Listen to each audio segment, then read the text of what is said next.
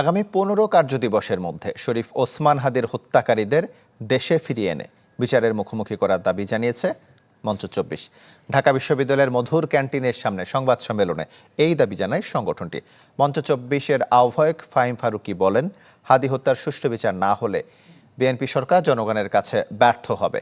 তিনি দাবি করেন, ভারতে গ্রেপ্তার ফয়সালের বক্তব্যের সাথে আওয়ামী লীগের বক্তব্যের মিল আছে।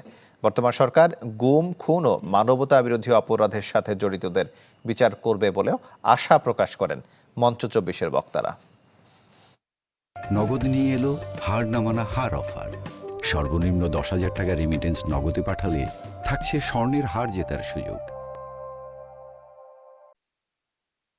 ফয়সালের সাথে আমরা মনে করি পূর্ববর্তী সরকারের ঊর্ধ্বতন শক্তি জড়িত এবং আওয়ামী লীগের কেন্দ্রীয় নেতাদের পৃষ্ঠপোষকতায় খুন হয়েছে। সুতরাং ফয়সালকে বাংলাদেশে এনে জিজ্ঞাসাবাদ করতে হবে। তারেক রহমানের সরকার এই যাত্রা যে শুরু করেছে, গুম খুনের বিচার, মানবতা বিরোধী অপরাধের বিচার যদি শেষ করতে পারে, তবেই তিনি সফলভাবে বাংলাদেশের জনগণের কাছে শহীদ প্রেসিডেন্ট জিয়াউর রহমানের মতো গ্রহণযোগ্যতা পাবেন।